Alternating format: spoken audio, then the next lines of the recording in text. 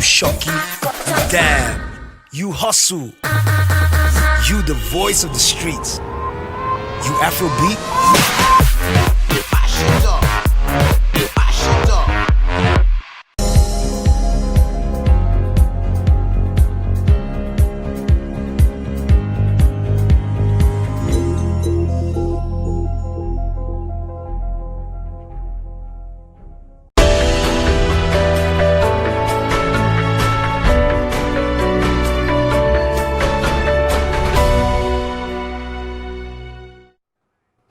Iran remains committed to its obligations under a multilateral nuclear deal, despite the United States withdrawal from the landmark agreement last year, its foreign minister said on Thursday.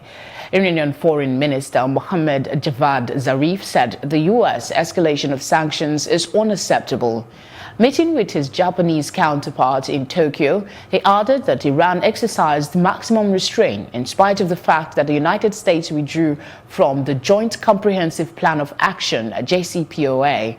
President Donald Trump has ratcheted up sanctions on Iran since he withdrew the United States from a 2015 nuclear deal between Iran and global powers, under which Tehran curbed its uranium enrichment capacity and won sanctions relief in return. Happy to be here at this very difficult time for our region, to consult with you on the situation in the region. We believe that escalation by the United States is unacceptable and uncalled for. We have exercised maximum restraint, as you pointed out, in spite of the fact that the United States withdrew from JCPOA last May. We are seriously concerned over the situation in the Middle East. I will spare no efforts to ease tension and try resolving outstanding issues. 友好関係にありますが、この関係を維持、そして発展させていきたいと思います。 Colombia's Attorney General Néstor Humberto Martínez said on Wednesday he resigned in protest after a special court charged with prosecuting war crimes denied a U.S. extradition request for a former FARC leader accused of drug trafficking. The Special Jurisdiction for Peace JEP Tribunal of Colombia jurisdiction over all crimes which took place during the war with the FARC and ruled Sosis Pacias Hernandez's extradition can only go ahead if the alleged crime took place after the accord, placing it within the remit of the regular justice system. Hernandez was indicted over a year ago by a U.S. grand jury for conspiracy to export 10 tons of cocaine, worth $320 million in street value. Up next is our business news.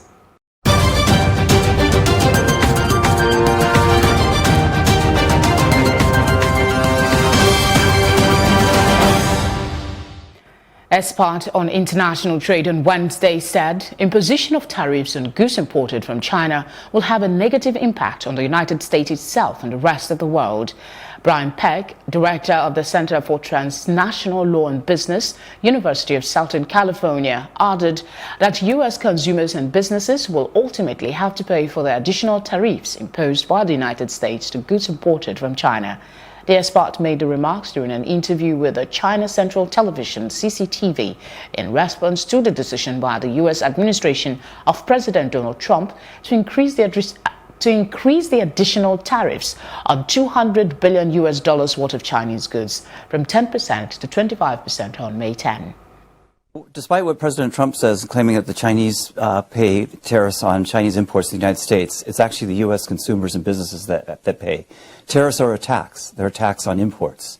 And so the receiver of those goods are the ones that pay that tax. And again, that's the U.S. consumers and businesses. These are things that consumers buy, on a daily basis, and are going to have a significant price increase, because of these tariff rates.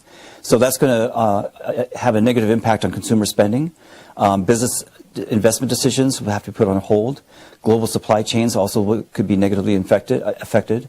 So this will have, the longer it's prolonged, the more of a negative impact it will have on the U.S. economy. I think the other sector that is deeply hurt by these tariffs is the U.S. farmers, especially the soybean farmers. because they're losing tremendous amount of sales to the Chinese market, and that's being replaced by other suppliers from other parts of the world. So not only is there an immediate negative impact on farmers, but over the long term, they may have lost these markets for good. The International Monetary Fund, the IMF, has reported that global expansion decreased dramatically when the tariff war first started last year, and its expected growth rate for this year has been significantly reduced because of the prolonged trade war. Still ahead on Plus TV Africa News is our roundup on entertainment and sports.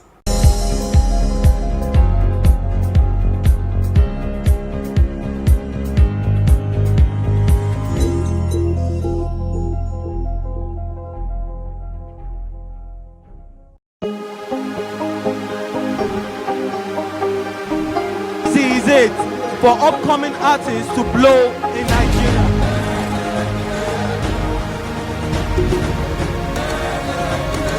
Welcome to Plus Trending.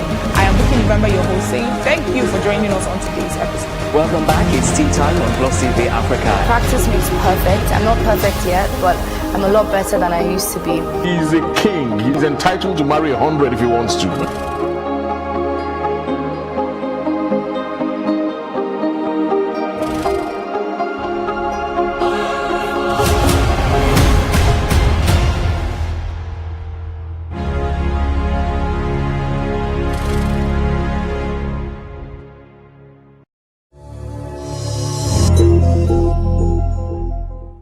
The long-awaited sci-fi series Black Mirror will begin a 5th season of technology-fueled paranoia from June 5 on Wednesday. Netflix announced with a cast including pop singer Miley Cyrus, Avengers actor Anthony Mackie, BlacKkKlansman star Topher Grace, Fleabag star Andrew Scott, and a host of others. The anticipated 5th season comes almost 6 months after Netflix dropped the Black Mirror interactive movie Bandersnatch. Story details 4 to 3 episodes are under wraps. Black Mirror explains the effects of advanced technology on modern society. That's it on entertainment. Sports is up next.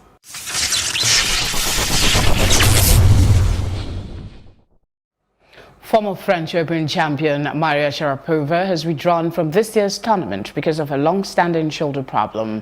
The 32-year-old world number 35 has not played since pulling out of an event in her native Russia at the end of January and had a small operation in February. This year's French Open begins on 26th of May and runs to June 9.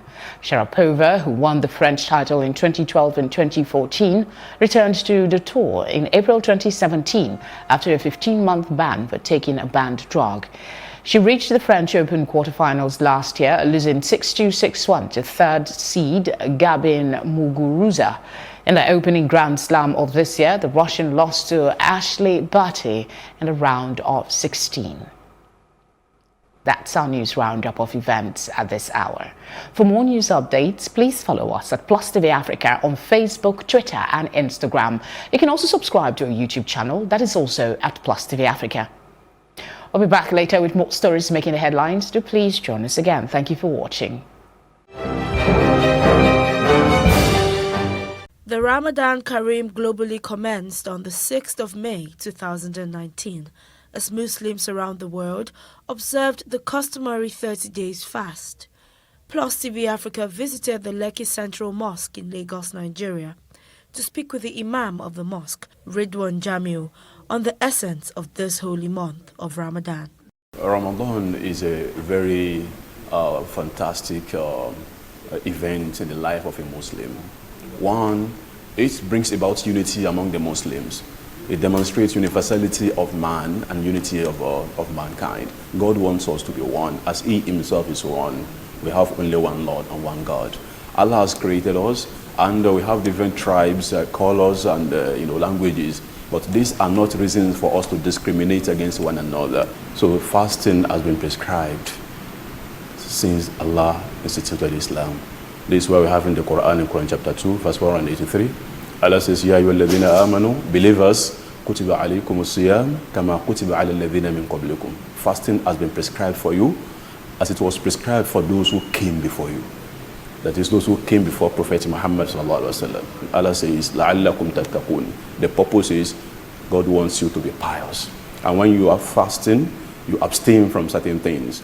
That will lead you to piety. When you are fasting, you keep away from what to eat, your food, your drink, and sexual intercourse from dawn to dusk. So Ramadan is meant to discipline us, how to discipline ourselves to become decent people, to become morally upright, to be closer to Allah. The purpose is لَعَلَّكُمْ تَتَّقُونَ, for you to become pious. That is, the purpose of fasting is to build in you piety, God consciousness, sincerity, and faith. Early in the morning, before sun appears, and also when the sun sets. That is what is known as fasting. That's the time frame for fasting. After sunset, one is allowed to eat whatever you want to eat. You can drink, you can have sexual relations with your wife until the other day. Ramadan is now an opportunity God gave us to unite again as all Muslims. That's why all Muslims now are fasting all over the world, wherever they are found. And when you are so united, Ramadan is also to teach you that as humanity, you must be humane. As you are united in humanity, you are doing the same thing, you have to be humane. You have to love one another with true love. Love which brings about kindness, which brings about compassion, which brings about generosity to others. There is more to fasting than keeping away from eating and drinking. So what is expected of us is to conduct ourselves in a good way. Because our Prophet ﷺ said, "Man lam yada' qawla az-zur wal 'amala bih."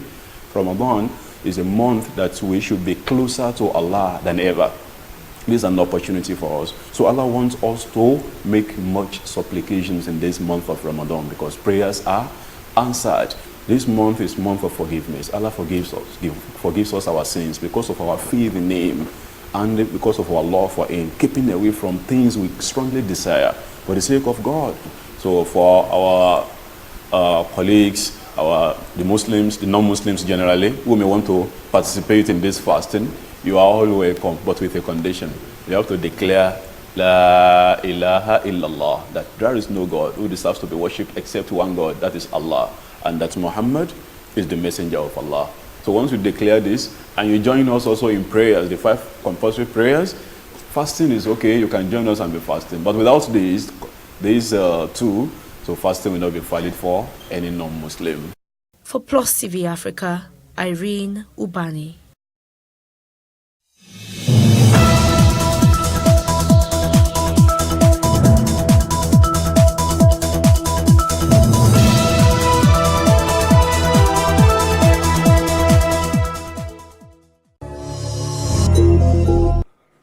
And it's that time when we bring you a breath of fresh air, a ray of sunshine, and hot cups of tea. Welcome to Tea Time, where we bring you the very best in the entertainment industry. Today's episode is all about our studio guests. More on who that is later on. I'm Tokunbo Taiwo, and I'm here with the remarkable regulars, Elsie Godwin and Ife Osunke. Hi, guys. Good morning, sir. Morning. We are back to this. He's back to this, and Ma. It's when he's up to something really shady. Just look out. I don't something shady, something dodgy. Can't I just show some respect to my elders? Which elders exactly? Who's his elder? Elsie, what she with you? Tiny elder. Oh my days. Okay, so as mentioned earlier, it's not business as usual today. We do have a studio guest as mentioned, but before we introduce him, I would like to take a couple of comments from our YouTube page on one of our recent episodes of the program. So recently, we talked about Inse Ekpe Etim, who lately who lately revealed that she removed her womb for health reasons, and the conversation actually generated a lot of comments, and we'll bring you a couple of those comments or more. So we're taking comments first from Laura Imomo, but if you'd like to make your own comment, you can do so on YouTube at Plus TV Africa, or you can tweet at us at using the hashtag #TeaTime. So back to Laura Imomo, who says, "I love Inse, but she has earned my respect of this. This will definitely encourage women that are under so much pressure to reproduce. The primary reason for marriage is companionship, and let no one intimidate you in depression or even death. There's so many options for becoming a mother these days, and if family members are not okay with it, they are not worth your tears. Go on, sister. You are an inspiration, and may you fulfill destiny as preordained by God and not man. So before we take, you love that, yeah? Okay. So sweet. Okay, Ife, what's your take on what she said? Oh, obviously, she made all so the much sense in the world. All the sense in the world. Yeah. Okay, you don't sound as enthusiastic as Elsie. Elsie actually gave her a round of applause. Yeah, she's a woman. Wow.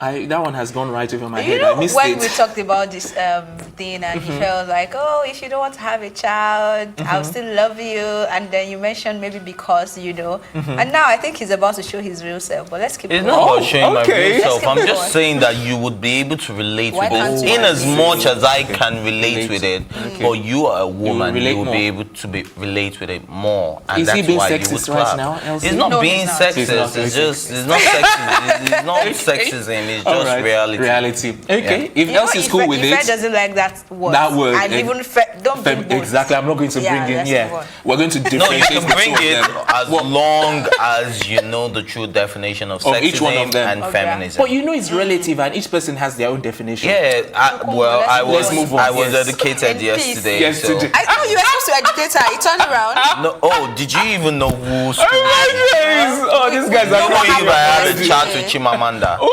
I love Don't your know. dream. You love I my tell you. dreams that I have a chat with Never a dull Chimamanda. moment on this Wow, your program. dreams must be really small. But then I love yours. It doesn't matter.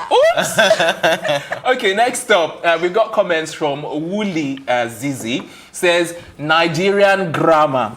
You pursue, quote and unquote, that's the spelling. You pursue people into marriage and then you pursue them into having children. That's all Wuli Zizi says. I don't know. He's all about pursuing. He's actually talking about me because I used the word pursue. Oh, really? So he's saying pursue. Toguma is acting like he doesn't know. No, I can't remember.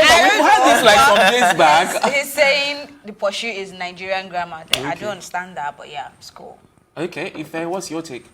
Pursue people that come like this. Let's pursue them. I like bad energy. Stay far away. Okay. You know But what? pursue is still I not think the wrong what word, you should so- just It's think not is a this wrong word. person. Yes, It's not a Elsie, wrong just word. dust the No, dust. If you this are person the is English talking one, about the you, one mister. if this Is this person a is wrong talking about word? you, do you know what you should just do? What? Bad energy. Stay Nah, this is far not bad away. energy. It's He's not just bad. ignorant. Ooh, okay. That's Well, fine. okay. All right, let's move on to our next person, Biemba Selwa. That's the next person that commented. She says, if it's a she, I really don't know. This world is full of evil things. She should ask herself this question. What if every woman did this? Could she be her talking like this? Let's stop justifying wrong and evil ideas. She thinks money is everything. God is not a fool for him to have made us women with wombs. It was for a purpose. Let people read their Bible correctly. Okay. Again. I'm not in support of this, not at all. I stand for what is right, even if the whole world is not with me. We'll still do that. Okay, fair. You wanted to go first. You were saying something earlier. Again, they're coming for Elsie. Is that Elsie And again? Yes. Oh, because- really? Oh, God. Yes. Am I the one that removed my womb? No, they're saying that if you read the post properly, you Okay. see that they're saying that if you're a woman, you should read okay, your when I Bible. said, Yeah, so I get they it. were When I referring said to the you can obviously they were decide not not to referring have to a me or child. they were not referring to you. So I think they're referring to you again or Ife on my Ife on my Yeah, she was on. Yeah, she Yeah, was on so set. I think they were probably referring to both ladies on That we set. should read our Bible. That you and should read blah, your blah, Bible, blah. that that's actually a purpose for the womb, which is the truth. But in say Ikpe Etim's case, she doesn't health have condition. a choice. Yeah. It's a health condition. She had to take it out. Yes. And if you're well educated about the issue that she had. Health implication of what she, then you would know that it was a necessity for Yeah, a she womb said to it be was taken either out. her life or... Yeah. Oh, yeah, exactly. And let's yeah. not forget, it took her 3 years before she actually came to that, before she was able to carry it through. So, So ignore this week. Again, bad energy, stay far away. Elsie, are you going to sing that song No, now? this one is still ignorant. I mean, there's so many people that just live in Total. some, I don't know, is it denial or old mentality that they grew up with, and they feel I think if a woman doesn't have a child, finish, then you can. You're not fulfilled and all that. I mean, okay. having a child is cool, but if you decide not to have a child, it's also cool. And she also said if all women decided not to have a child, that's what would happen to the world or something like that. But I mean, nobody's saying everybody should stop having children. We're just saying you are entitled to your choices. Yeah. Okay. All right. Yeah, I think it just boils down to people not paying attention to details, and like we talk about, like people just read headlines and they run with it. Yeah, maybe so she just listened to the first little part of two sentences, and then that was it, and she just ran with it, and she But we love you. Thank you for watching. And yes, at least you watch. We love you guys for watching. I like the way you do that, Elsie. So cool, so cool. All right, guys, we're gonna go on a quick break. When we return, we'll tell you who our studio guest is. Don't go away, or anywhere else for that matter. We'll be right back. Hey, what's up, my people? It's your boy Elvis Poco. I want to say to you, keep watching Tea Time on Plus TV Africa. Big stories live here.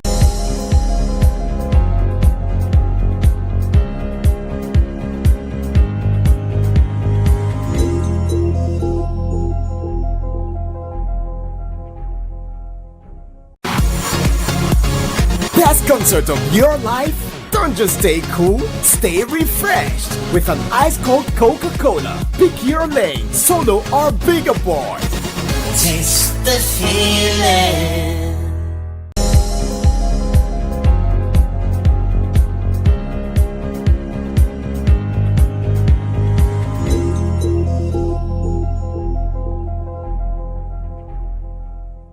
Hi, my name is Aiko Kichuku. And Florence Okichuku.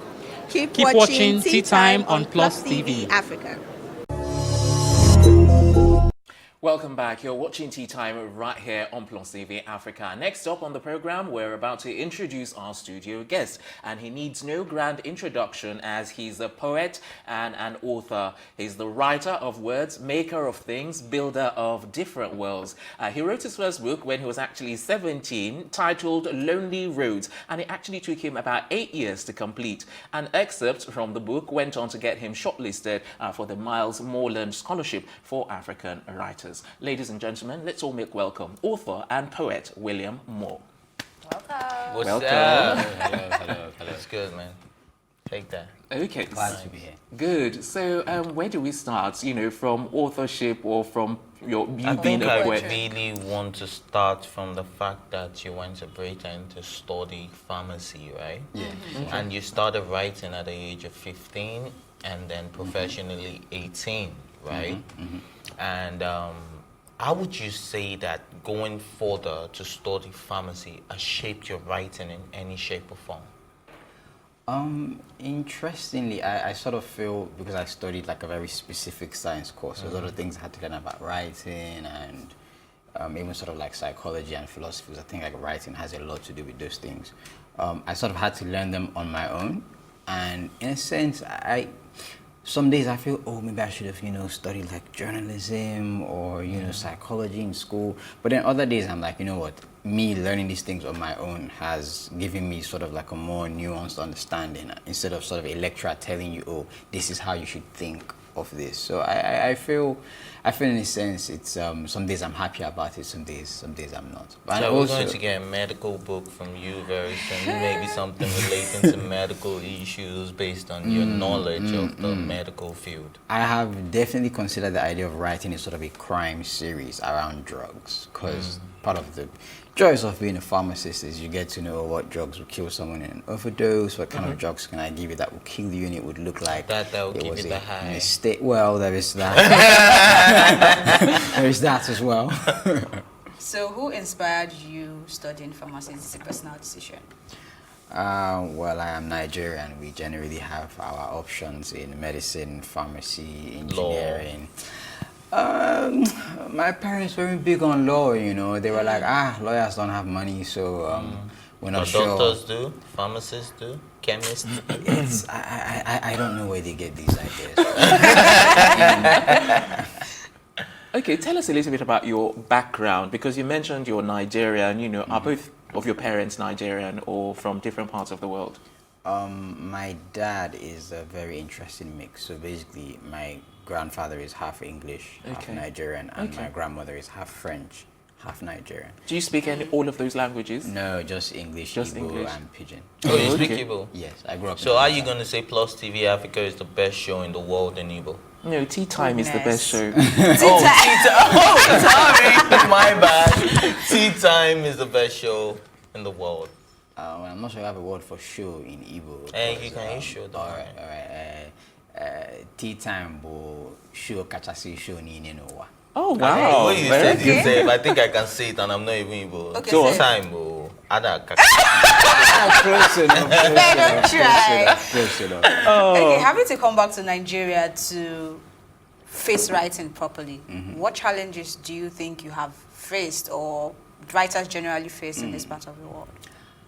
Funny enough, and people, like a lot of writers disagree with me almost violently on this. I've really enjoyed coming back to Nigeria to write. Actually, by the time I got into uni, I discovered women and parties, and I almost like didn't write for like a really long stretch. And then I came back to Nigeria and I was like, wow, the world still exists. Okay, so I actually have to get back to writing. And I feel like here, there are a lot more stories to tell here. There's so much like untapped resource, like literature-wise, in Nigeria. I mean, we do have, the problem I would say we have is our industry isn't as developed, you know, so it's not like, say, America where there's like 50 whatever states and, you know, every other road would have like a bookshop, or like England where, you know, it's very big like that. So that market size sort of puts writers in a position where you sort of, either you're going to go digital or you would want to publish abroad where, you know, you can sell more books just because of numbers, basically. But as regards to sort of inspiration and also, because a lot of things I write are very sort of Afro/Nigerian centric. So actually being here, I always tell people, I don't care how brilliant a writer you are. If you are abroad and you are telling a Nigerian story, you will never be able to. There are just those small nuances, like, you know how, like, say, bus conductors here, like I always say, like, they sing their Balende. like there's a course they all take that they all say it in the same way. And you know, and if you are abroad, and there's a richness to that, and there's a richness to it. And if you read, like, you know, if you read someone that has, you know, been gone forever, you sort of lose that authenticity. Yeah, exactly. Okay. All right. Let me ask you about your poems, actually, because one of the things that I saw in most of them, I was like, there's some kind of recurring theme in almost all of them, but you can correct me if I'm wrong. Or should I say maybe the aim for writing is basically to inspire your reader. Is that true? In a sense, yes. Okay, because most of them I found very inspirational in terms of trying to like direct people or raising them up from their low points in life. Is that the case? Yes, and it's funny because a lot of people do that in a very flowery manner. I don't think my poems are flowery. I think they're sometimes actually quite dark, but it's sort of like, it's almost like inspiring tragedy. So my aim is to sort of to challenge the reader in some sense, and if the reader can rise to that challenge, then they would sort of be, well, it sounds very pretentious saying better, but the idea is that you would be better for, you know, having maybe considered like a point of view that might not necessarily be native to you, or you know, so that's and the desire to inspire other people, is that stemming from your coming back to Nigeria and seeing the I don't know, the economic situation, in fact the plight of the people? Man, honestly, I have the greatest love-hate relationship with Nigeria. But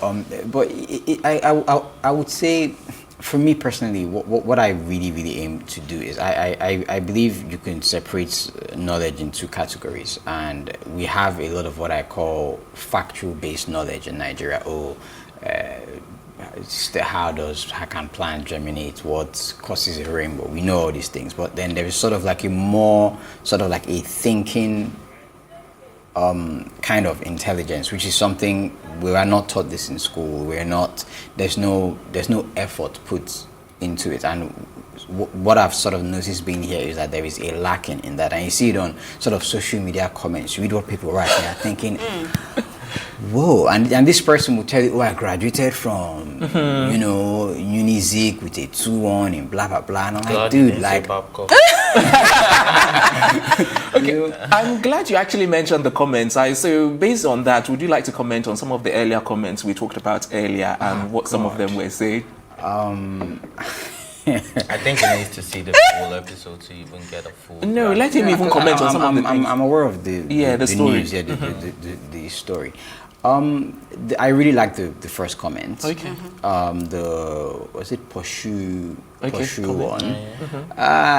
It's one of those people that, you know, that probably think that they don't go to toilets, and, you know, they're like they're like better than the rest of us. And I'm very big on sort of like colloquial language, basically, and I think it's very funny that a lot of people have this idea that you're not allowed to introduce words to any language, basically. You know, people look at Shakespeare and say, oh, great English writer, and he invented a lot of words just because, you know, they worked well. And so I'm not sure what he was or she was aiming for there. And then the third one by then just degenerated to complete. I don't think the person read the story at all. And then, but even if they did, I have this thing where I tell people, like, and I think this is very, I don't know if it's an African thing or a Nigerian thing. We don't respect individual sovereignty. Like the idea that I could decide I just don't want children. Yes. Nothing is wrong with me. That, yeah. Everything is perfectly fine. Just that my lifestyle doesn't accept the idea of children. And I want to take out, you know, my womb, but me being a man, I want to, you know, make myself sterile because of that. And people say, oh, well, what if everyone in the world does that? It's a ridiculous statement to make. Everyone in the world is not going to do that. There is nothing we can't even agree on whether we should have our tea with sugar or milk or whatever. So it's never have it black or white. Have it black or white. It's never going to be the case. But that disrespect for just simple human sovereignty that we don't have. It's all right, terrible. before they ask you the next question, we'll go on a quick break once again. So when we return, it will be time to carry on with our conversation with our studio guest, William. Yes, we'll be right back. Don't go anywhere.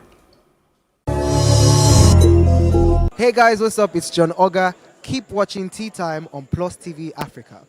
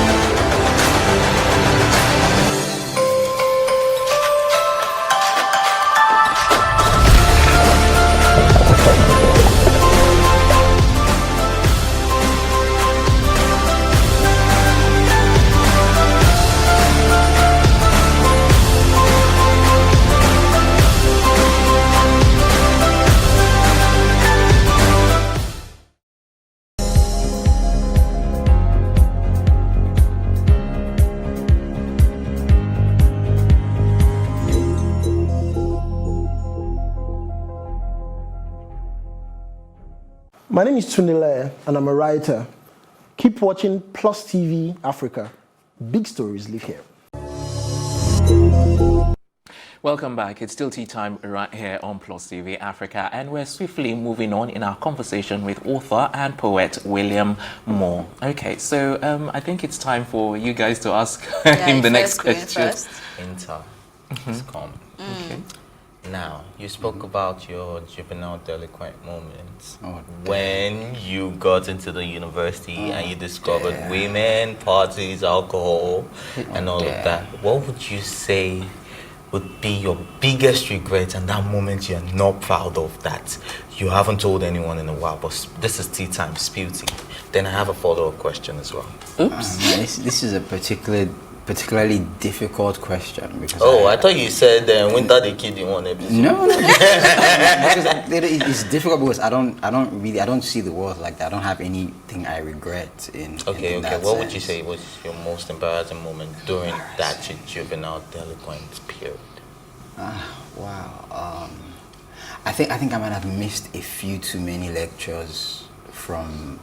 That one is not embarrassing. We all did. Tell us the one you did. That they tied you to a tree, drew something funny on your forehead. Oh, those ones. Oh, wow. Aha, yes, I have one. Fantastic, I have one. So there was this time I got, kids, don't do this at home. I got embarrassingly drunk. It was so terrible. And then I was doing the holidays as well. And this was like literally like first holiday back. So my parents were around. And I went out with my friends. So I passed out in his house. And typical Nigerian parents, I wasn't home, called my phone, I wasn't home, they thought I was missing. And they, ended up calling everybody I knew. Finally, they found out I was at my friend's house and they came there, they carried me back to the house. So when I woke up, I was in our house. In my sister's room, and I asked her, did I get here by myself? And she's like, yeah, you wish you got here by yourself. So apparently they had to literally carry me, put me in a taxi, drive me back to the house. And all that time you were still unconscious? All this time I was still unconscious. Oh my days. Wow. Okay, so Tokumbo made reference to your poems and the fact that they're inspirational. So nobody comes on this tea time set without, if you're a musician, you have to sing. If you're a rapper, you have to rap. So you have to tell us a poem real quick. All right. Anxio di Pratica. That's the one you like? No, I was just giving him inspiration. Maybe. It could be spontaneous. Yeah, it could be to do his poem a freestyle. Right now, Okay. Poem. All right. I'm just trying to figure out which one. Okay. Do you guys have a special category you would prefer? Politics? No, just do your thing. All right. Anything that makes that I think you should do politics. Politics. No, this isn't. Just do what you want. I want him to just be free. Okay. Yes. All right. We don't want to box you. All right. I'll do. I'll manage one. Okay. So this poem is called All Her Shades. And it goes. I think I like that one. And it goes. Love you from the sole of your feet up to the crown of your hair. Nappy, kinky or curly, every style that you wear.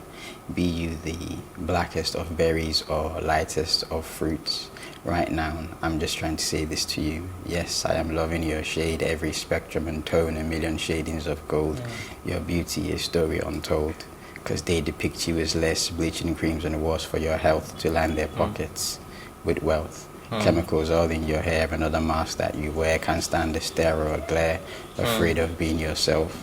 Promises say you are free, but freedom comes with a price, purchased with parts of your soul, filling illusions of holes. Black, brown or yellow skin, we love it all, it's the truth. The only preference is for essence, and that essence is you. Wow. Can you do me a favor?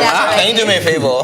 He wants just say to all my exes, to all Ife's exes, just tell them. One more question. Just tell them from It's all not my from exes. you.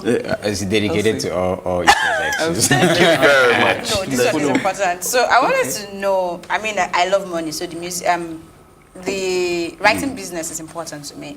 What exactly do you do to make money, or how does it work for you to make money as a writer? Fantastic question, actually.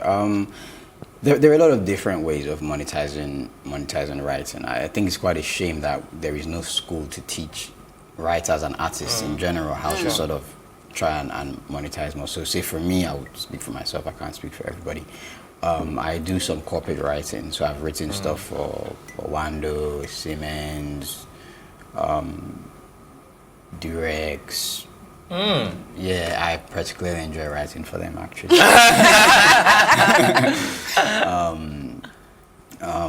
So there's I guess that's sort of like copywriting basically.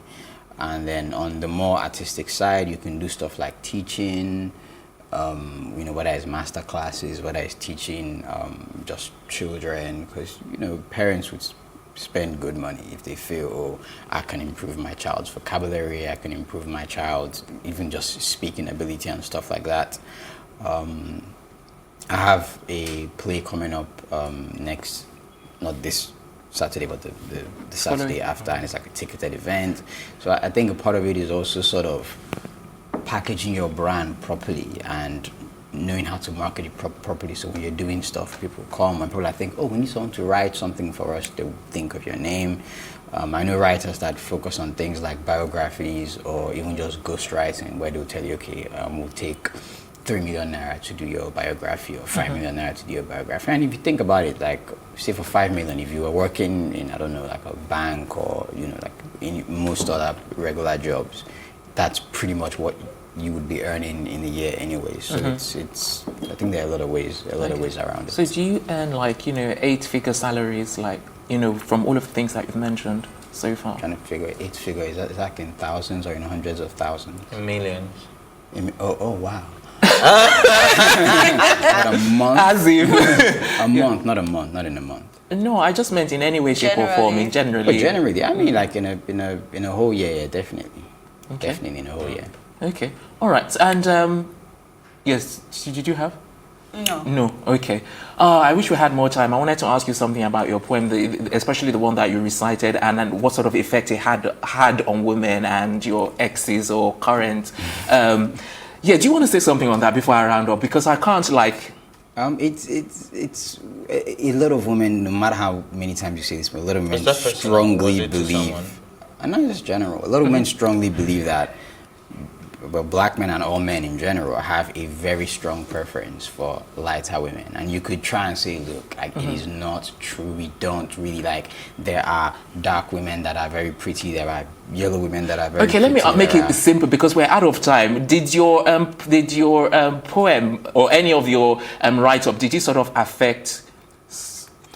You know what, we're out of time. You know, let's just leave it there. I'll ask you after the show. That's what we're going to wrap up on Tea Time this morning. We're back this afternoon with an absolutely brand new episode of the program. Until then, a big thank you to my co-anchors Ife and Elsie, the entire production team, and of course, our guests on the program, talented poet and author William Moore. Thank you very much for coming on the program. I'm Tokunbo Tai. We're saying thanks for watching, and from all of us here, have yourself a wonderful morning.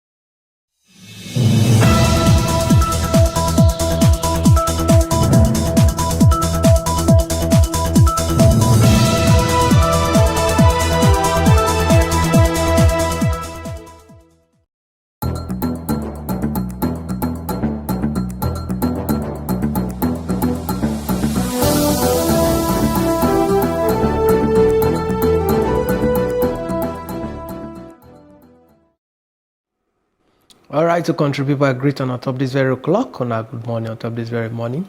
This one after one, I want some given on top this very clock for Plus TV Africa. My name, na Promise Nero.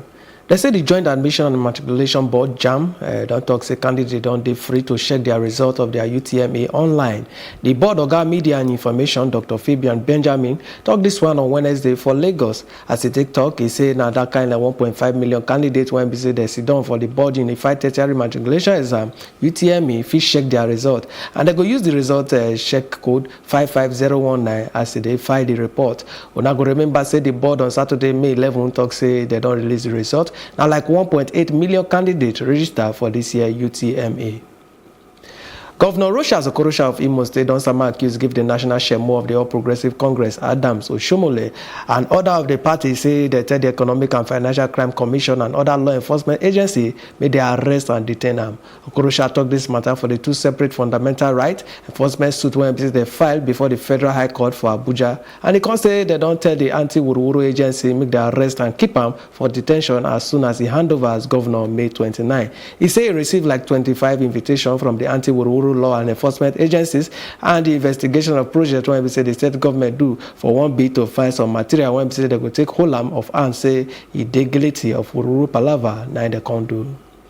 The Senate 21 out of the 27 lawmakers of the Imo State House of Assembly on Wednesday suspend the Speaker, Acho Ehim.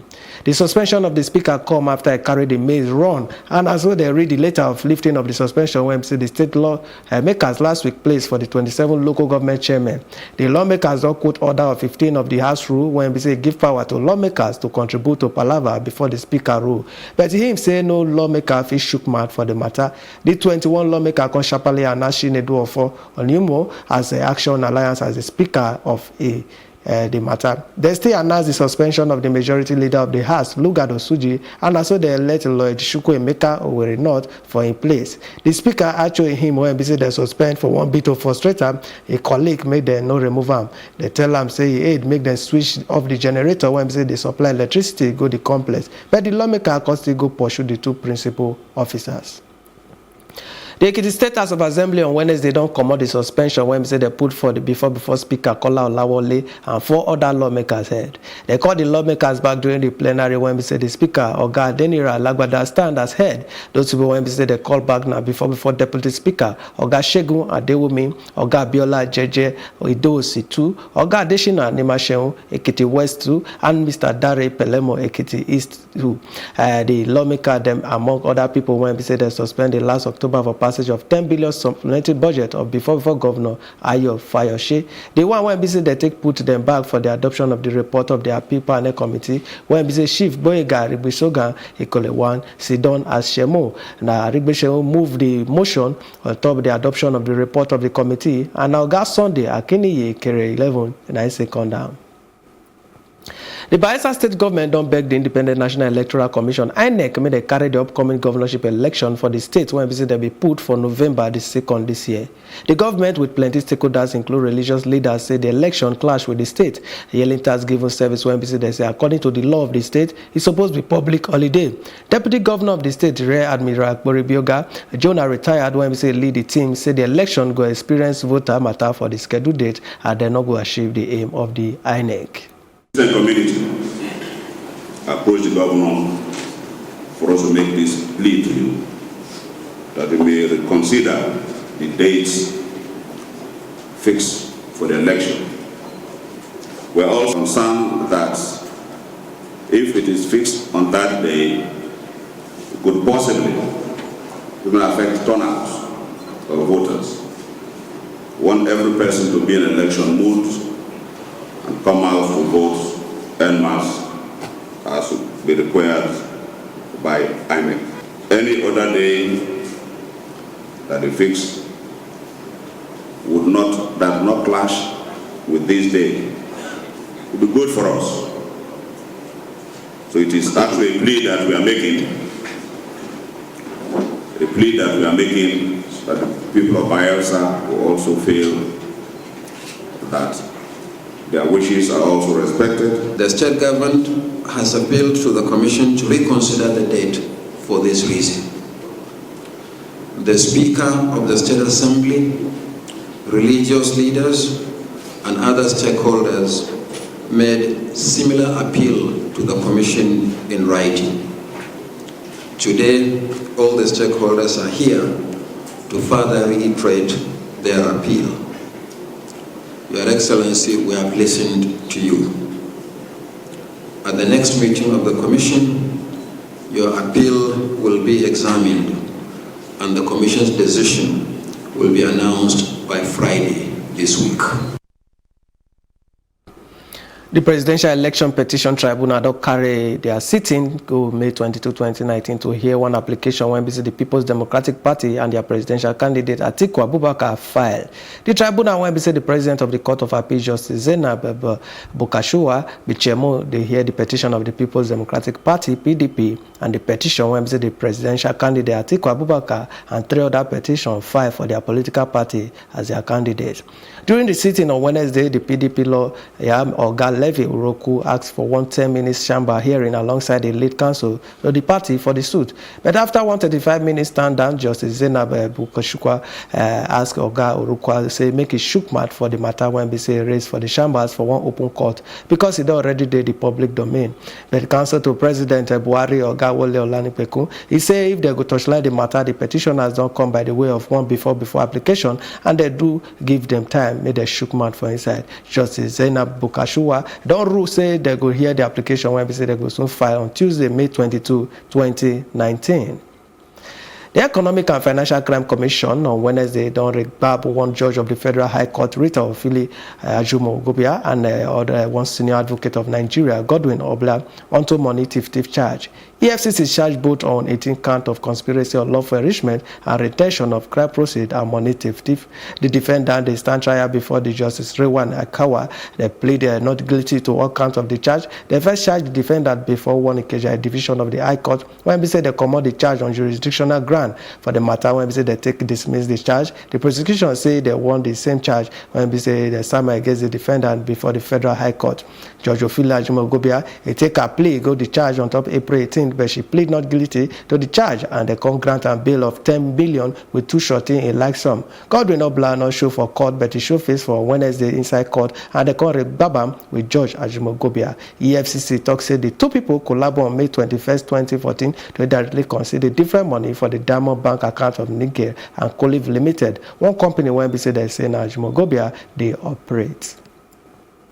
They say 4 Kano State kingmakers don't file one suit against Kano State Governor Abdullahi Ganduje and the State Assembly for the one where they say they take arrange 4 new emirates for the state. They bring this matter on Wednesday for one talk when they say they summon against the 4 kingmakers. Other plenty for the suit now the Speaker Kano State House of Assembly Audu Bako, the Attorney General of the state and the 4 new emirs. The kingmakers they say they go come out the newly amended Kano State emirs appointment and deposition amendment law 2019. They want to come out the creation of the new emirate for Rano, Gaya, Karaye, and Bichi. One Kano State High Court don't ask the Kano State Governor, Speaker of the Kano State House of Assembly, and the other plaintiff made their show face. Governor Ganduje be just present the staff of office to 4 new emirs.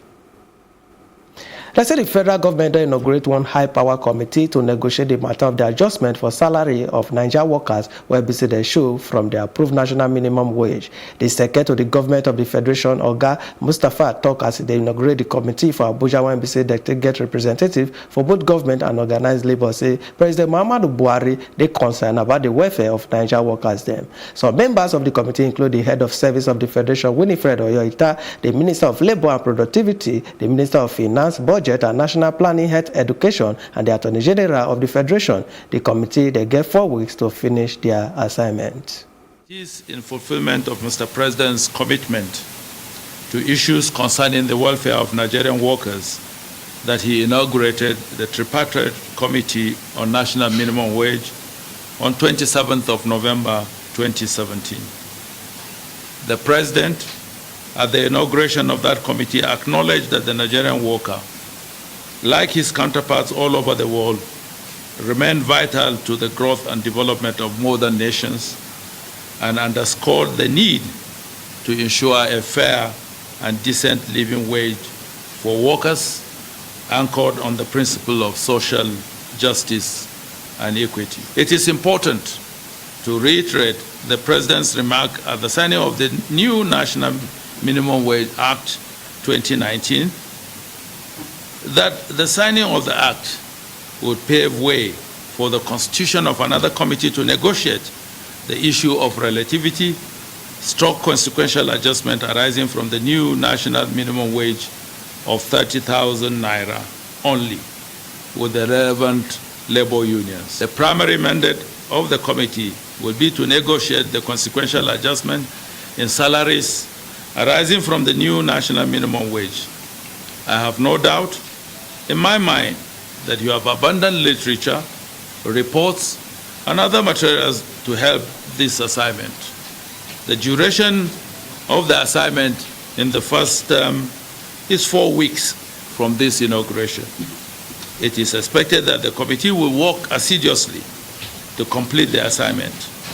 I urge the committee to amicably consider the issues of relativity and consequential adjustment with thoroughness, bearing in mind the welfare of the nation's workforce vis-à-vis the current economic reality. All right, so this one at time to take sharp break. When we show back, we'll sum on plenty other story. Make una no go anywhere.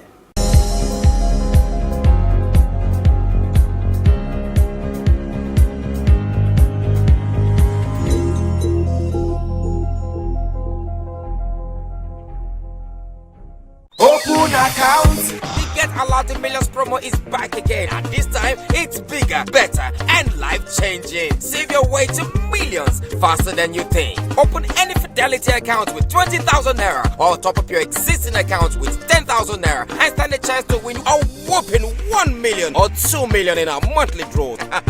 That's not even all. Listen, there's more. Guess what? Open an account with 50,000 naira, or top up an existing savings account with 50,000 naira, and you could win 3 million naira. Fidelity Bank definitely did not come to play at all. Maintain an average balance of 200,000 naira, and you could win the grand prize of 10 million naira. I'm now a millionaire. I love Fidelity. You too can save your way to millions. Hurry to any Fidelity Bank and start saving today, or simply scan the QR code on all promotional items to open an account and participate. Many consolation prizes and weekly cash prizes up for grabs.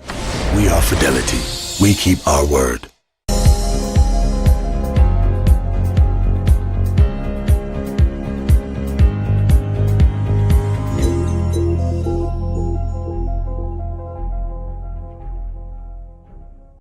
People when be say that they do will not go gree waka for Sudanese capital thus sitting reject one yarn by the Transitional Military Council to stop the current negotiation after the big when be say start on Wednesday, May 15. Now like 9 person and then wound on Wednesday when be say Sudanese force use live ammunition to clear demonstrators them from central Khartoum. One before group when be say that they do will not go gree, they talk say the form body could lead to Sudan democracy. Now they don't pause for 72 hours. The brigade or cast shadow on top the talk when be say issue on course to reach the deal to form joint military civilian body to run the country for 3-year transition period until the president election. Both sides they share accuse of a person where they say it caused the wahala. The South Sudan President Salva Kiir on Wednesday warned against plan we not go gree waka say any force where be say there seize power for the country go they meet with Begeno. For the past 2 weeks, one new group where be say they call themselves the Red Card Movement or they circle themselves on top the corner line for we not go gree waka on Thursday with the hashtag Kiir must go and South Sudan uprising with organizers them appear to the stay most for our side. The movement appear to the ginger by the street people when be say they do will not go gree for close Sudan when be say lead to the matter of the veteran president al-Bashir Omar matter. The United Nations on Wednesday say that near 70,000 people don't they displaced as a result of clash inside the around Tripoli, the Libyan capital. UN talk person Stephen Dujarric quote the report where the International Organization of Migration IOM release say 100,000 others now them think remain for the frontline areas as the condition they go down. Dujarric says some 3,300 refugees and migrants they trapped inside the detention center when we say they already they exposed to or they close to the area when we say that they fight. To get food, water, and health care, they tied for facilitate them as a result of the Gbege. Libya don't they inside Wahala since the death of their longtime leader, Colonel Muammar Gaddafi, inside popular Arab Spring of 2011. The news will continue after the shaking break.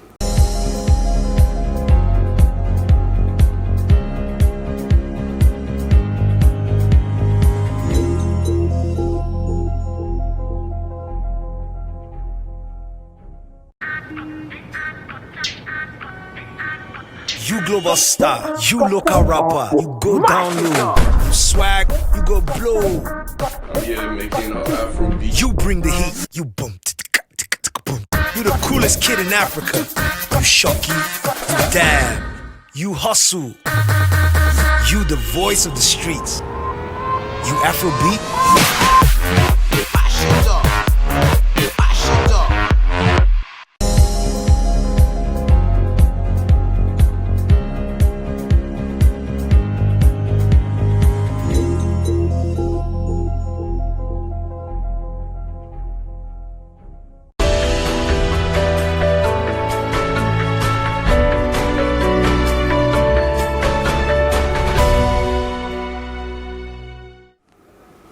Iran foreign minister talk on Thursday say that they committed to the matter under one multilateral nuclear deal, even when they said the United States withdrew from the landmark agreement last year. Iranian foreign minister Mohammad Javad Zarif, he said the U.S. escalation of sanctions no follow at all. As he meets with his Japanese counterpart Taro Kono for Tokyo, he said the Iran do maximum waka even when the United States withdraw from the JCPOA Joint Comprehensive Plan of Action. Oga President Donald Trump don't put body for the sanction for Iran since he withdrew the United States from one 2015 nuclear deal between Iran and global powers under waiting Tehran take shook mad for the uranium enrichment capacity and come with sanction relief inside the return. I'm very happy to be here at this very difficult time for our region to consult with you on the situation in the region. We believe that escalation by the United States is unacceptable and uncalled for. We have exercised maximum restraint, as you pointed out, in spite of the fact that the United States withdrew from JCPOA last May. We are seriously concerned over the situation in the Middle East. I will spare no efforts to ease tension and try resolving outstanding issues. 友好関係にありますが、この関係を維持、そして発展させていきたいと思います。 Colombia Attorney General Nestor Huberto Martinez talk on Wednesday, May 15. He said he resigned inside the Winogo Grill matter after one special court charged him with the prosecute war crime when we said they now on top the U.S. handover request for one before FARC leader when we said there's someone accused of drug traffic. The special jurisdiction for SIP's JEP, Tribunal of Colombia jurisdiction on top of crime when we say take place for when the war they happened with the FA, ROC and ROC seizes purchase handover fit only go front if the crime take place after they are caught. A complex one matter inside the remit of the regular justice system. And others be the accused like 1 year ago by U.S. a grand jury for conspiracy to export 10 tons of cocaine when they say be like $320 million for streets. And next one, my business news.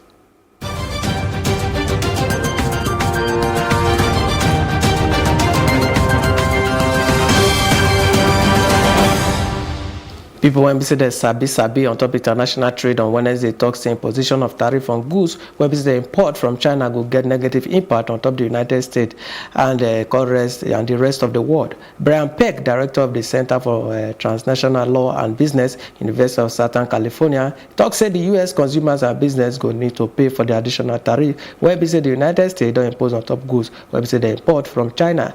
The expert they make this one during the interview with the China Central Television CCTV for response to the decision where the U.S. administration of President Donald Trump talked to increase the additional tax on $200 billion worth of Chinese goods from 10% go to 25% on May 10. Despite what President Trump says, claiming that the Chinese pay tariffs on Chinese imports to the United States, it's actually the U.S. consumers and businesses that pay. Tariffs are a tax. They're a tax on imports. And so the receiver of those goods are the ones that pay that tax. And again, that's the U.S. consumers and businesses. These are things that consumers buy, on a daily basis, and they're going to have a significant price increase, because of these tariff rates. So that's going to have a negative impact on consumer spending. Business investment decisions will have to be put on hold. Global supply chains also could be negatively affected. So this will have, the longer it's prolonged, the more of a negative impact it will have on the U.S. economy. I think the other sector that is deeply hurt by these tariffs is the U.S. farmers, especially the soybean farmers, because they're losing tremendous amount of sales to the Chinese market, and that's being replaced by other suppliers from other parts of the world. So not only is there an immediate negative impact on farmers, but over the long term, they may have lost these markets for good. The International Monetary Fund, the IMF, has reported that global expansion decreased dramatically when the tariff war first started last year, and its expected growth rate for this year has been significantly reduced because of the prolonged trade war. The Nigeria stock market don't record loss after trade on Wednesday with the core sectors when we say all of them record loss. Also, equity capitalization does sink go the 10.6 trillion margin. Irene Ubani get plenty to read on top this matter. Nigerian stock market recorded bearish sentiment after Wednesday's trade as the all-share index dropped by 0.48% to close at 28,286.08. Equity capitalization stood at 10.626 trillion naira, with a total of 3,204 deals.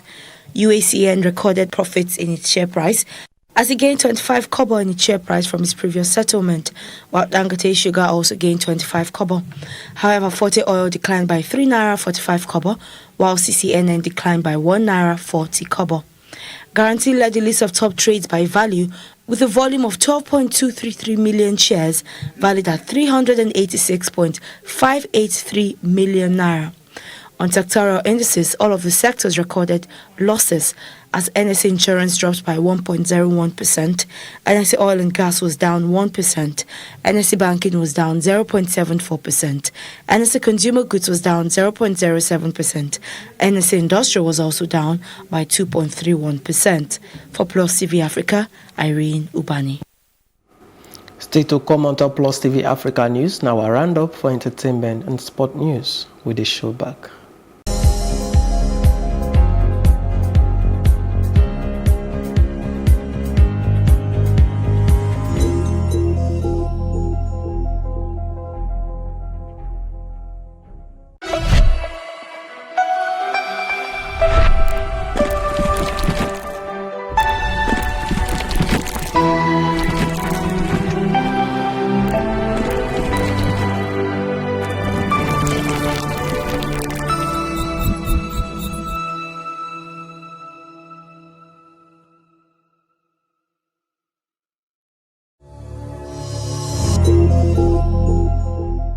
For inside entertainment, they say the film won't be visited on the wait since sci-fi series Black Mirror will start their 5th season of technology for paranoia from June 5th.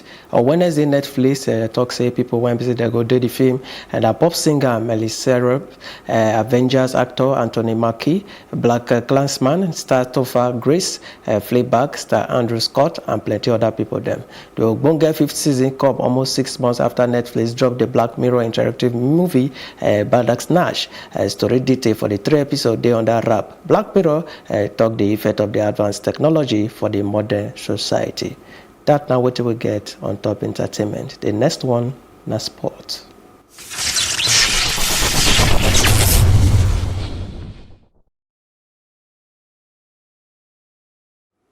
For sport, they say before French Open champion Maria Sharapova don't come up from this year tournament because of a shoulder problem. The 32-year-old world number 35 never played since she pulled out of one event for her native Russia for the end of January and do small operation for February. This year, French Open will start on 26 May and run to 9 June. Sharapova, when we say win the French title for 2012 and 2014, returned to the tour for April 27 after 15 months ban for say she take drug and when we say that they ban.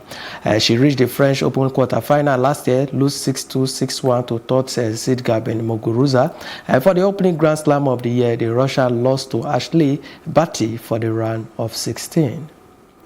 And I do want to say that they join us for Inside Plus TV Africa story for this very o'clock. For more information, you're going to follow us for Plus TV Africa on Facebook, Twitter and Instagram, and it will make sense if you want to subscribe to our YouTube page at Plus TV Africa. We go see the salmon and plenty other story them as they go. And for now and forever, my name na Promise Nero. I thank you when be so that you join us today. Make una get better day. Una, well done.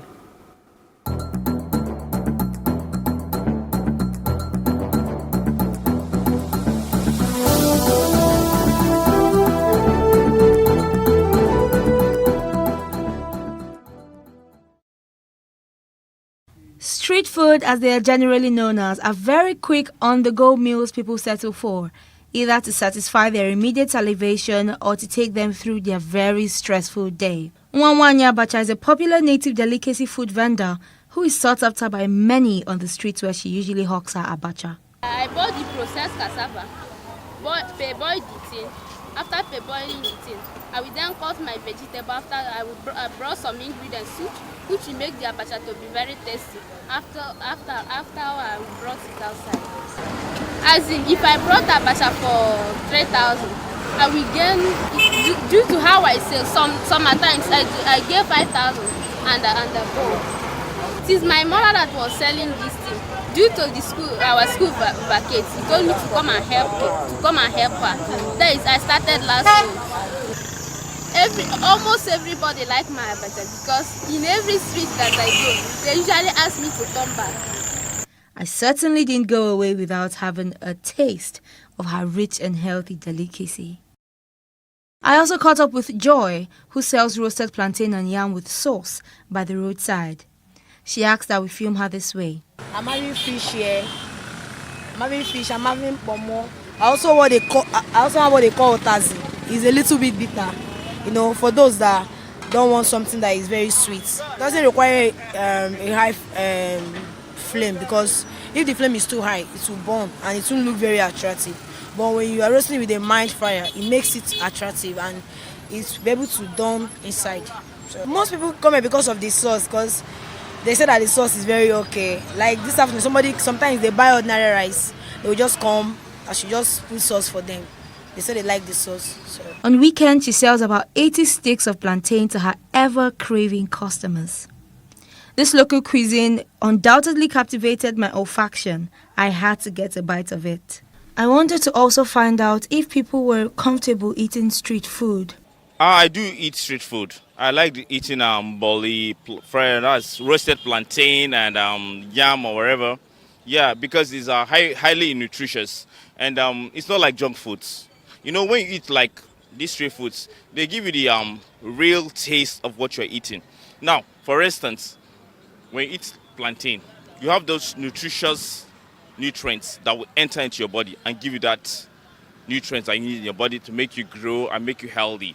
But first of all, when you go to places like all those eateries or whatever, they don't give you the actual sense of eating those kind of foods that you want. Because why? They're artificially genetically modified. One.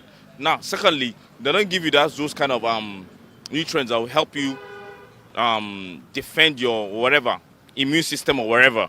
So I prefer eating so many things that has to do with naturally foods, not modified foods, because of my health. I like eating street food because it's very cheaper. I can't go to Mama Cass to buy food because it's too cost. I can't spend 700 naira to buy food because of this. Right? I bought this on 200 naira. This is Auntie Miriam food. I like it very well. As in, I don't know what they used to cook all those food in big places. I'm sure of Yamirian food. Yes, of course, I do eat street food. It depends on what exactly I'm up to. Sometimes when I'm in a hurry going for a job to do, so maybe when I see like a roasted plantain on the roadside, I can just decide to branch and take that and buy, and with the banana, with groundnut, because I love eating it. The roasted plantain and the banana and the groundnut, I love eating that. And sometimes too, I love eating dodokiri, where it depends on how empty my stomach is, that I will buy stuff that I see on the street. Whether people decide to eat street food or not, one thing is certain: food is essential for living. Irene Ubani for Plus TV Africa.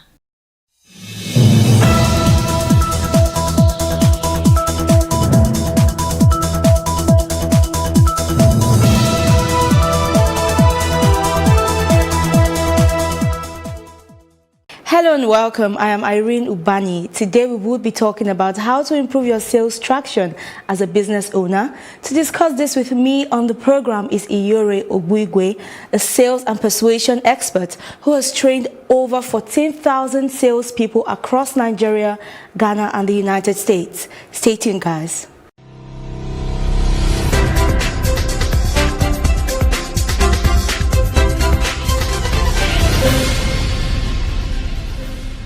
Welcome back. Iyore, in my opinion, everybody's a salesperson. At some point, you have to sell something, either your idea or a product, be it tangible or intangible. But what's your take on this?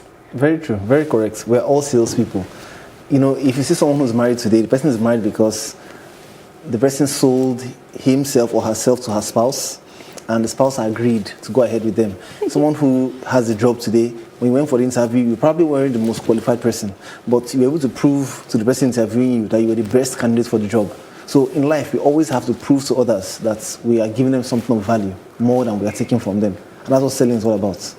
But there are some people that usually confuse the act of selling and marketing. Can you help differentiate this? Now, selling and marketing are not the same thing.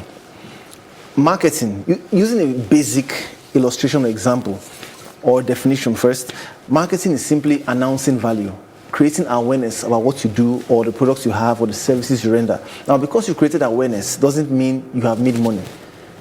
When you create the awareness, people will come to your door. Sales is what exchanges the money with the service or products you are offering. Now that's the thin line between marketing and sales. So marketing and sales need to work together for effective sales results. You can't be a good salesperson, but you don't know how to market to get the information out there about your product or service.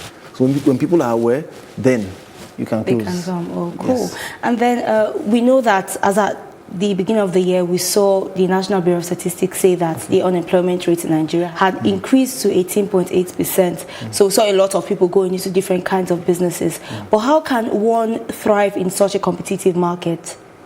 Very good question. Now, to thrive in a competitive market, the first thing is this: we need to check the mindset.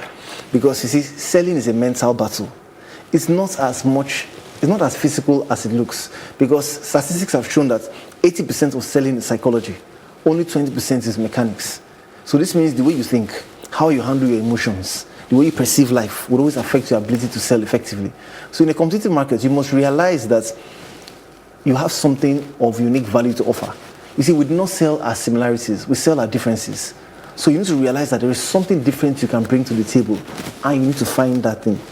It's so always there. For like somebody in the fashion industry, because I know that the fashion industry, for example, in Nigeria is really increasing. How can you differentiate the fact that I'm selling a dress, you're selling a dress? How would I differentiate myself from the next person? Okay, someone says there's never traffic on the extra mile. This means there is always something more you can do. You see, the reason why I say the mindset is this. You see, selling is about creativity. Selling is an art and it's a science. It's a science because you can predict the outcome. It's an art because it requires some creativity. If you are going into a business, you need to differentiate yourself. The same way God created everyone and everyone is unique and different. It's the same way every business is unique and different. You just need to find it. And you find it by asking the right questions. Questions like, okay, what can I do differently? Who has inspired me to do what I'm doing now? What can I improve on that the person has been doing? So asking the right questions and having the mentality that, hey, it's possible. You see, in psychology, there's what they call scotoma. The scotoma means when the opportunities are there, but you can't see it. That's what happens. So you're blind to You're blind to the opportunities. And it happens at a young age. Remember, maybe you're at the dining table and your mom says, go and get me the sauce from the kitchen. And you say, but I don't know where the salt is. There's no salt. You get to the kitchen. And you say, I don't know where it is. There's no salt. And she comes and she says, isn't this the salt? What happened? I think that happened to me, but she will whip me. Of like, course. why did you not look? Why did you look? But you were looking, but you were not seeing. And that's why sometimes you're passing on the street and suddenly you see a building. You're like, where did that building come from? That happened to me of recent. I've been passing somewhere for like 6 months and I did not realize that the building was there. So you were looking and you were not seeing. So you see, we look through the eyes, but we see through the mind. And that's why the mindset is important. There must be a mentality of possibility, a mentality of achievement, or in terms of selling. We have a book called, it's actually free, it's called The 14 Unbreakable Laws of Successful Prospecting. So the laws you need to follow to prospect successfully. 14 unbreakable laws of successful prospecting. The first mindset you must have to prospect or to get clients effectively is a possibility mindset. The mindset of Nigeria is difficult, things are hard.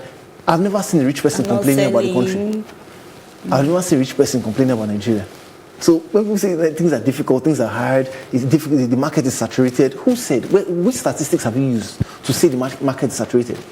You just assume, because you see someone on your left in fashion, someone on your right in fashion. You check Instagram, fashion. You check Facebook, everywhere. Fashion everywhere. You assume market is saturated. No, it's not enough. You have to sort of create a niche for yourself. You have to create a niche for yourself.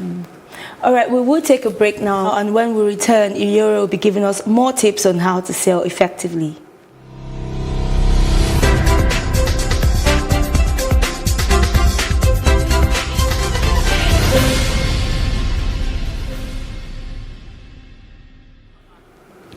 Welcome back, guys. So, Iyore, how do you classify a good salesperson from your years of experience? Now, On the Are contrary, there characteristics? oh yes, okay. So if you're asking about the characteristics of a good salesperson, fine. But how do you classify a good salesperson? A good salesperson is not someone who is making money, really, because you see, money will always come if you apply the right principles. A good salesperson is someone who, despite the rejection, despite the obstacles, can maintain the same disposition, the same attitude, the same emotional state, and keep going. That's the person that's Cases when unstoppable. people tell you, I'm sorry, maybe I'll talk to you later, or I'll get call me back to you. Send me an email. For sales as well. Yes, I agree. Everybody can be an entrepreneur. Everybody is already to sell, or even ideas. Okay. Me, for one, I know I'm an extrovert, but what happens to introverts? They have this product or they have this idea, but for some reason they feel like they can't pitch this to people. How can they get their message across still? Now, you see, selling is not tied to introverts or extroverts. The same way riding a bicycle is not tied to introverts or extroverts. The reason why some people think extroverts are better salespeople is because they think selling is talking.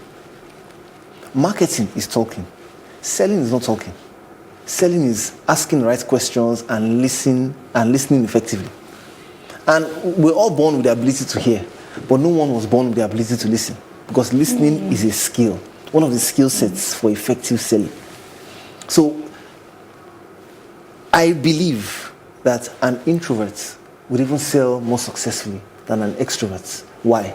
Because it's while the prospect is talking, you can identify the needs. It's not while you're talking. While the prospect is talking, you can identify the needs. While the prospect is talking, if you're listening effectively, you build trust. And when you build trust, you would understand that people buy from those they know, they like, and they trust. So if you've built trust, you can easily then identify the needs. You can easily then prefer a solution and close the sale. And what's that thin line between psychology and selling, as it were? Selling is about psychology. Because see, you must understand your mindset. You must understand the mindset of the prospects too.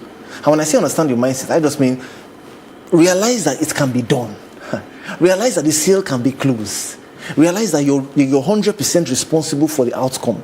Let's not leave selling to chance or to luck. It's not a luck or game of chance.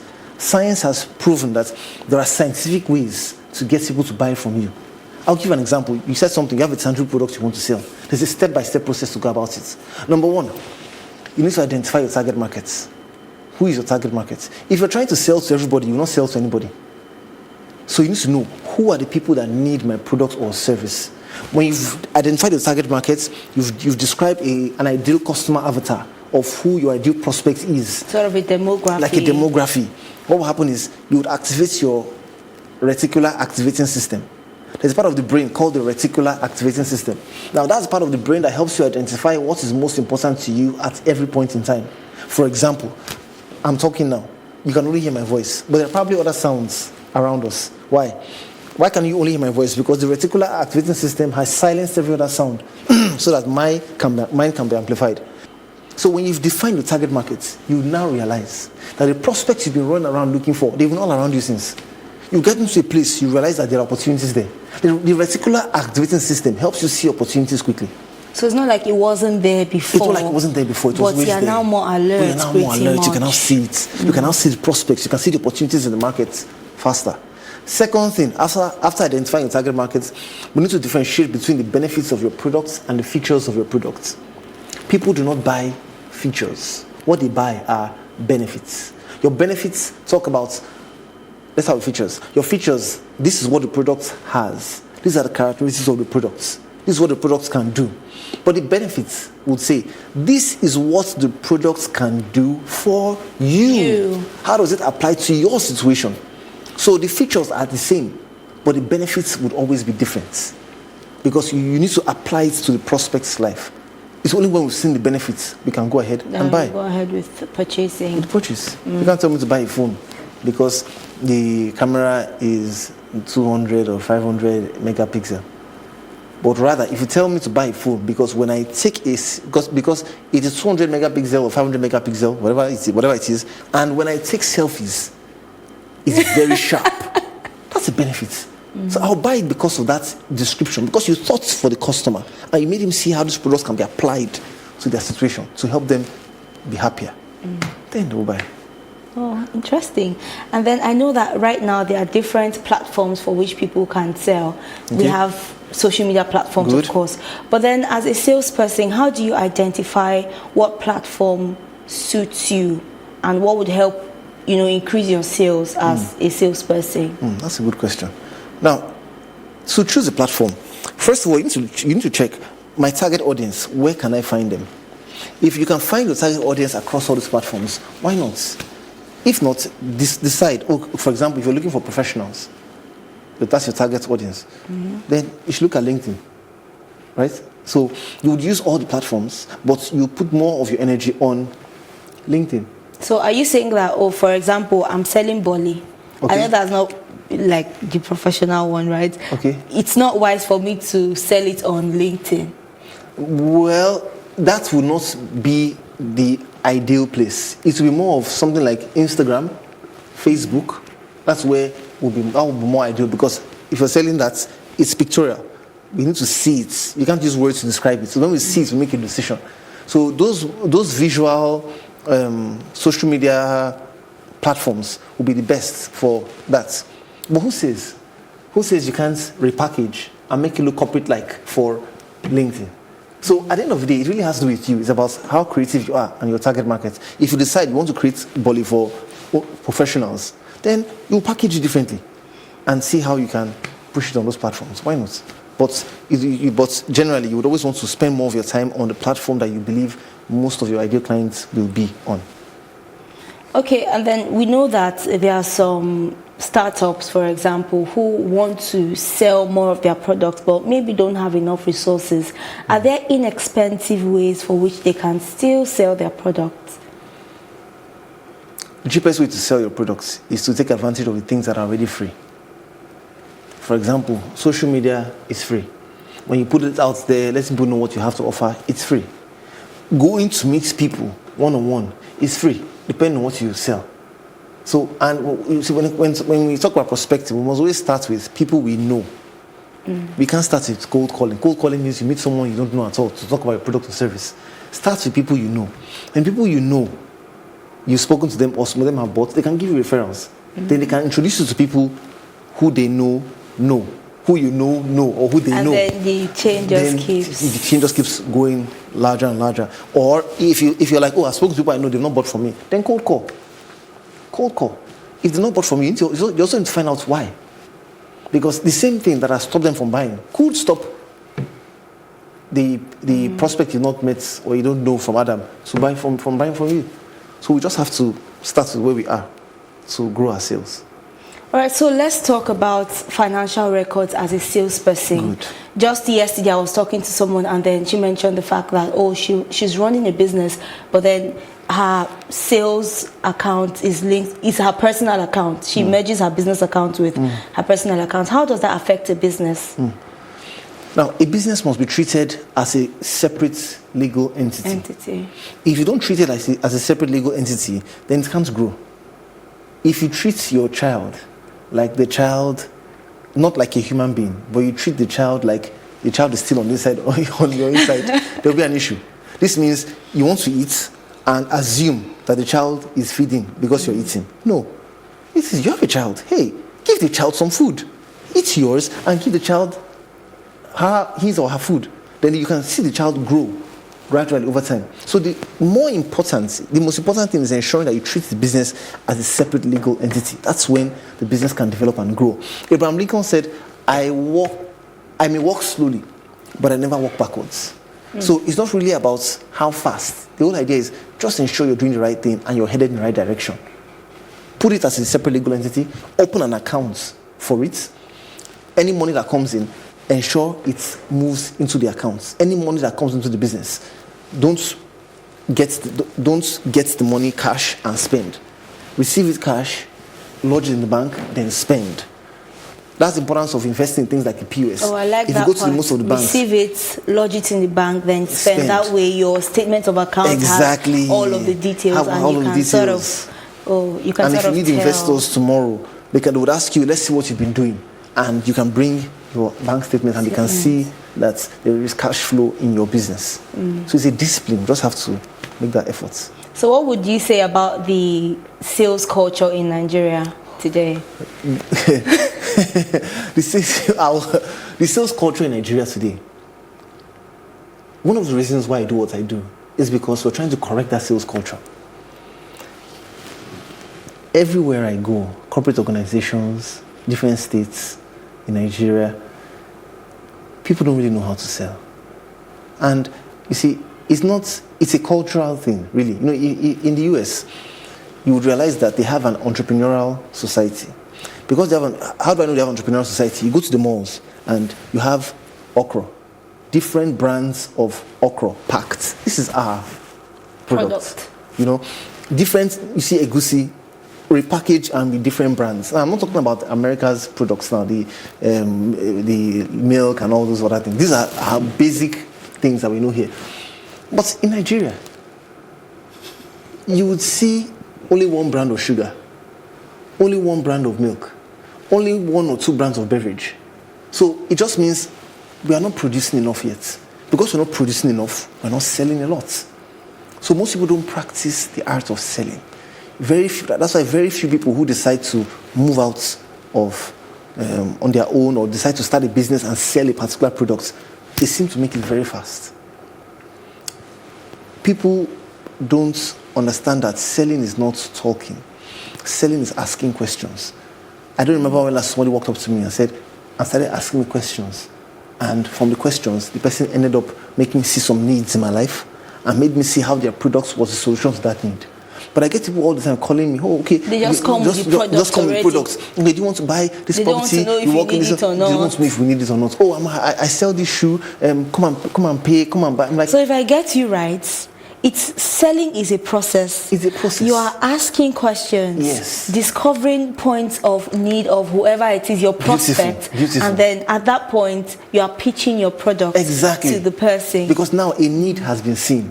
The need could have been there all this while, but I didn't see it. I think it sort of even makes your life easier as a salesperson. Yes, it makes your life easier. So you're not talking, you're not going everywhere talking. You're talking, and people are just like, yes, I've heard you, I'll get back to you. I've heard you, I'll get back to you. By the time you hear, I've heard you, I'll get back to you, 100 times, you get discouraged. You get discouraged. Whereas all you needed to do was follow the sales process. And we teach on the sales process, the process that takes you from meeting the prospects to building rapport, to qualifying the prospect to be sure the person has the money to pay.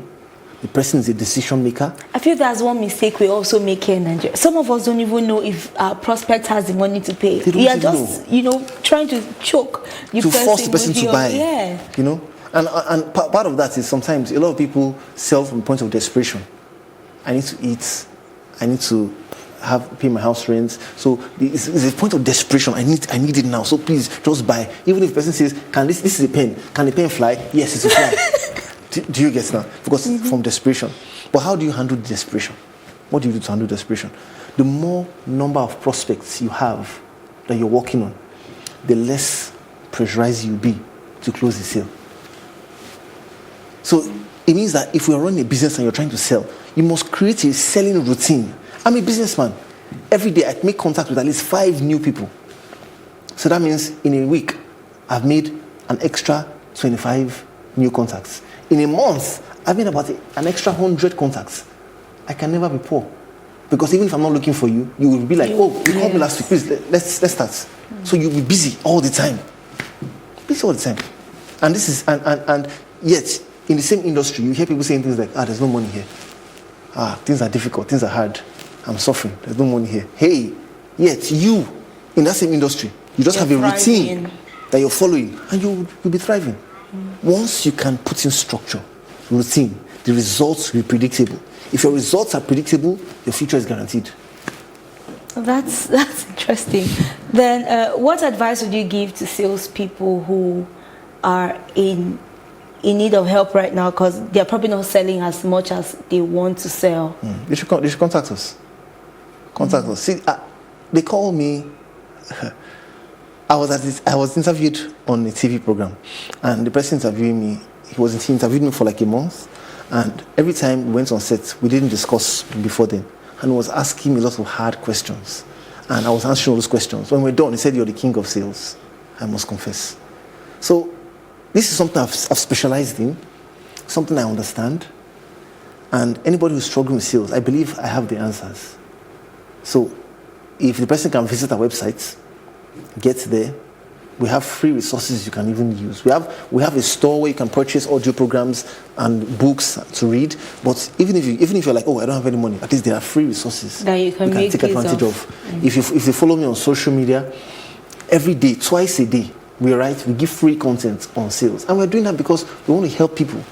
I get messages, I get calls every day, people saying things like, I'm frustrated, I'm depressed. Hey, because you're not making sales. And the person is really depressed. And we hear stories of mental health issues today because the person is not making sales.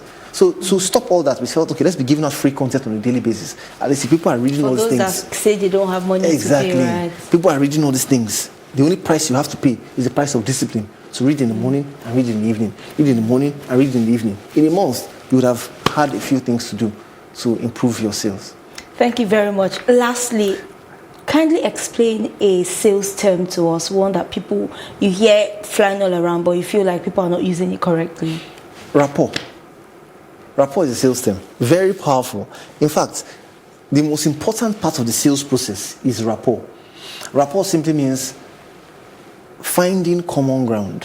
When you engage your prospects, you want to be on the same level with the prospects. Same level in terms of if you meet someone richer than you, for example, you may not be on the same level financially, but if you're from the same state, on the same level, you attend the same church or mosque, same level, you are both interested in the same things, you both have the same beliefs, find a point of common interest.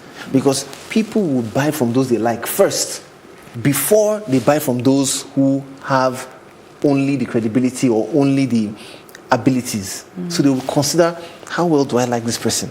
This person may not have 100% credibility or 100%, credibility has to be 100%. This person may not have 100% capability, maybe 80. This person has 100% capability. Both have the same credibility. But because I like him or her more, I'll do business with this person. Unlike this person who has 100% capacity or abilities, but I'm not so sure we're on good terms. So you just want to ensure you create that rapport first. And you build rapport by asking questions. When you ask questions about people, open-ended questions. I'm teaching now. There are different kinds of questions to ask. When you ask open-ended questions, it means you'll be able to ask questions that the person will be able to explain, the person will be able to engage, the person will be able to say what's on their mind. And over time, you'll then be able to pinpoint areas that both of you have common interests. Another way you can also build rapport is telling people your story. When you share your story, what has brought you from where you are, from where you were to where you are now? Why are you doing what you're doing? What has inspired you? When you share your story with people, people will see some common ground between the both of you. And it will make them interested. When they're interested, hey, go your way. So rapport, so important. Thank you so much, Yuri, for joining us on the program today. Catch us live next time. Bye.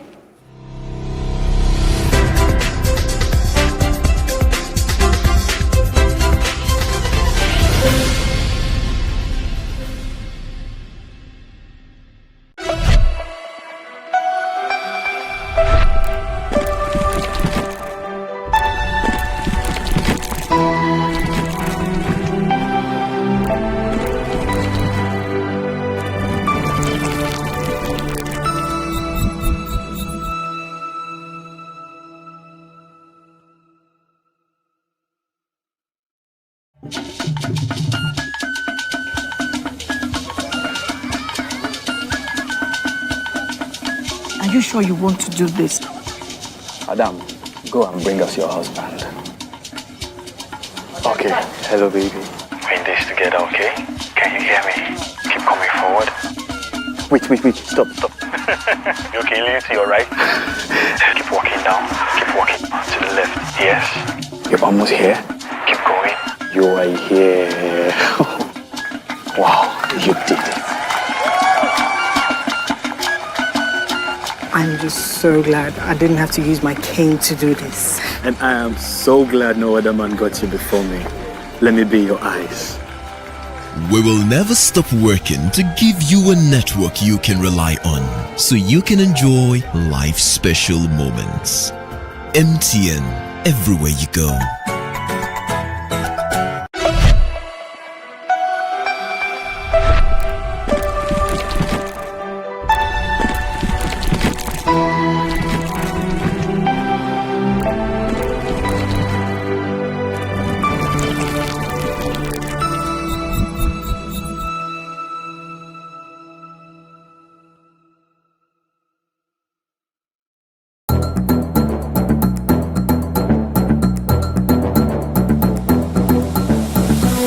Country people, we dey thank una one that joined us on top News on the Hour for Plus TV Africa.